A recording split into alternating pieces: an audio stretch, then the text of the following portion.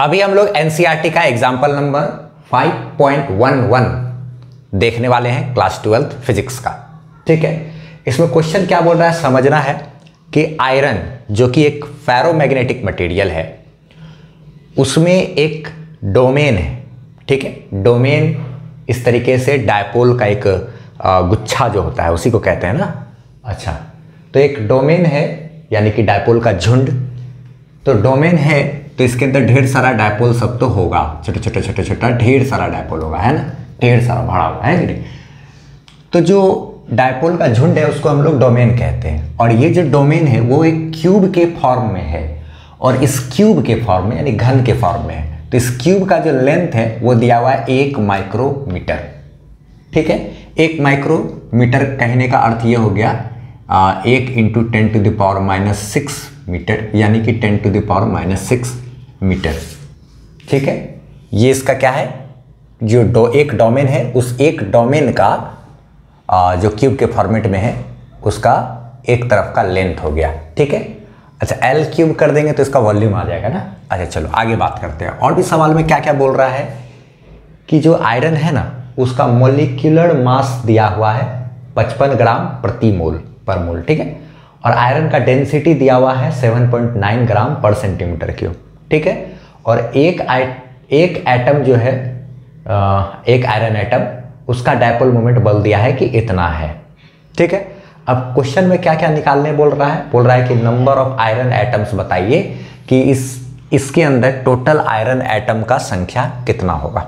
ठीक है, तो इसके लिए हम लोग को मोल कंसेप्ट यानी कि केमिस्ट्री क्लास 11th का पहला चैप्टर वहाँ का थोड़ा सा चीज़ यूज़ करना होगा। बहुत ईजिली तरीके से हम लोग कर लेंगे, कोई दिक्कत नहीं है। ठीक है, नंबर ऑफ आयरन एटम्स इसमें बताना है कि कितना आयरन एटम की संख्या है इसमें। ठीक है, उसके बाद बताना है कि मैक्सिमम पॉसिबल डायपोल मोमेंट यानी कि जो इसके अंदर ये जो डोमेन है इसके अंदर जो डायपोल सब है उसका कुल डायपोल मोमेंट कितना होगा। सारा डायपोल सब एक ही डायरेक्शन में है ना, तो रहता है ना इसमें।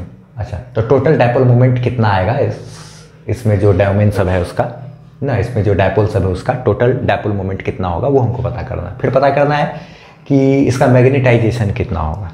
ठीक है, अच्छा मटेरियल का मैग्नेटाइजेशन निकालते हैं, हम जानते हैं कि dipole moment per unit volume ना। अच्छा चलो, तो अब हम लोग बारीकी से एकदम काम करेंगे। सबसे पहले क्या करते हैं ना कि हम लोग सबसे पहले इस पर फोकस करते हैं, ए नंबर को फाइंड करने के, तब ये आराम से एक लाइन से सब निकल जाएगा।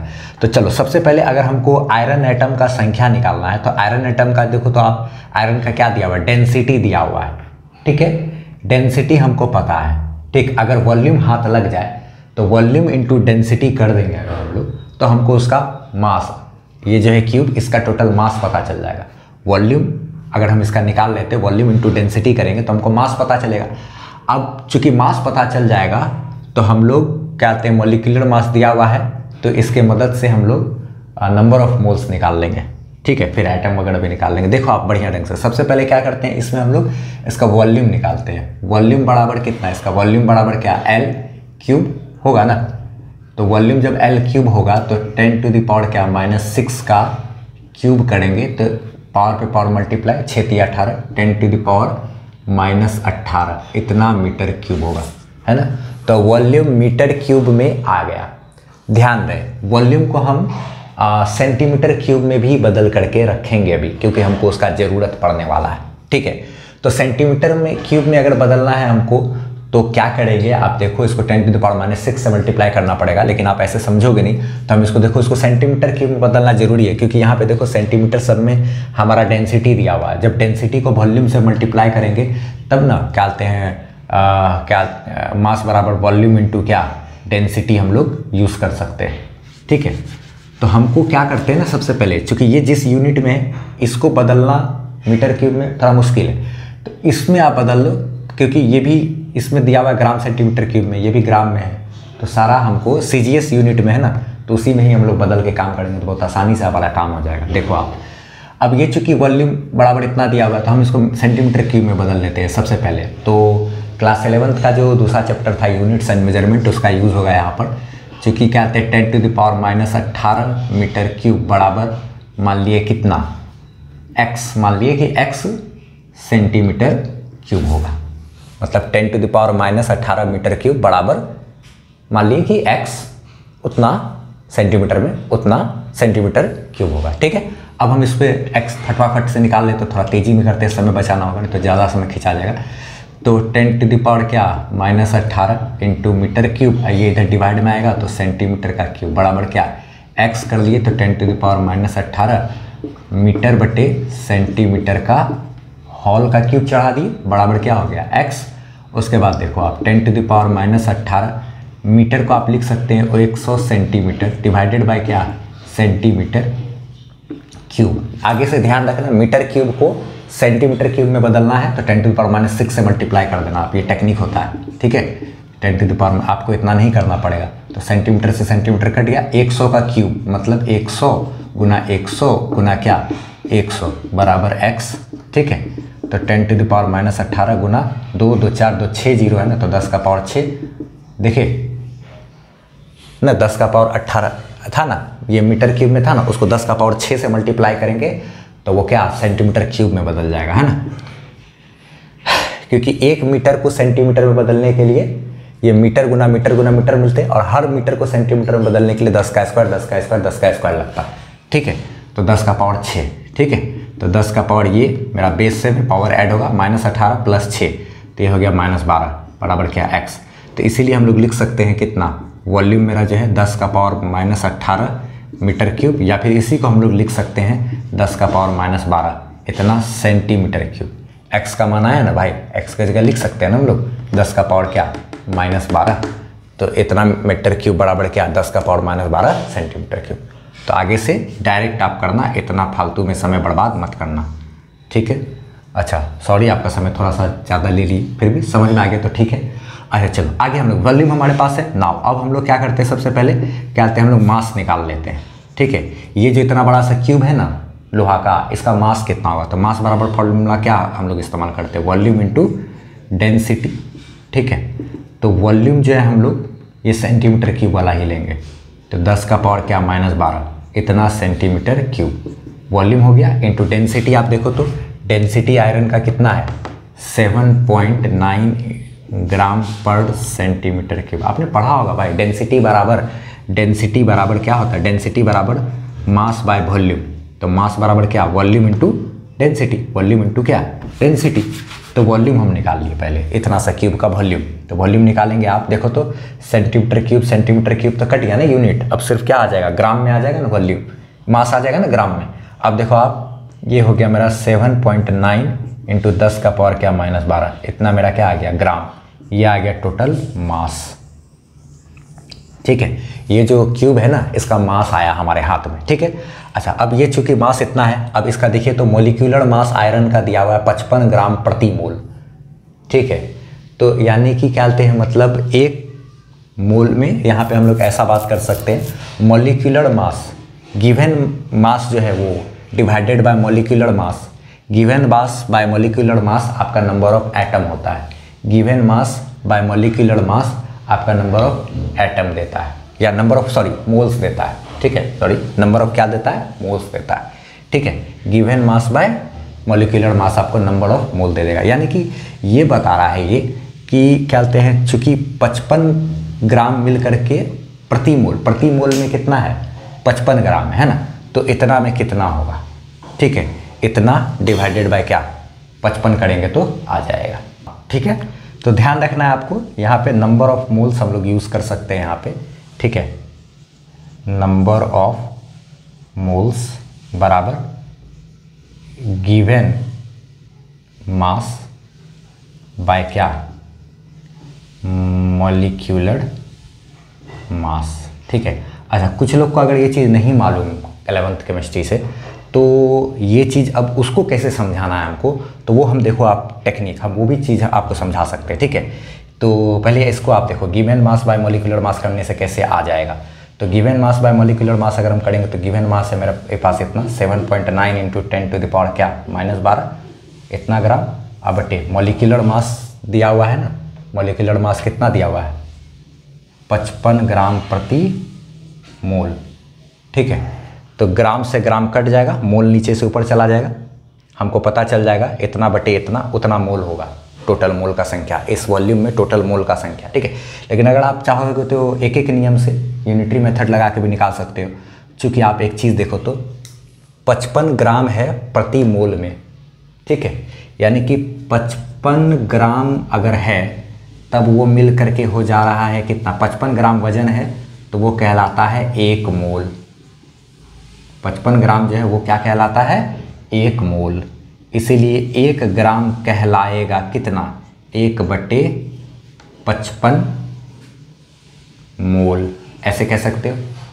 इसीलिए इतना ग्राम मेरा कितना मोल होगा, 7.9 × 10⁻⁻12। इतना ग्राम जो है वो दे देगा मेरा कितना, इतना गुना इतना मोल, इतना गुना इतना, है ना। नहीं, 55 ग्राम मिल के 1 मोल देता है, तो 1 ग्राम में कितना, 1/55, 1/55, है ना।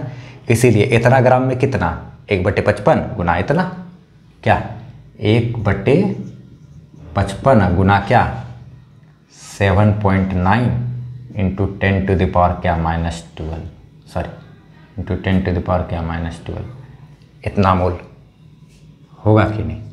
तो वही चीज़ तो है, यानी कि इतना डिवाइडेड बाय 55 ही तो है, यही चीज़ ना निकला। Number of mole, number of mole मेरा कितना निकला भैया, 7.9 ×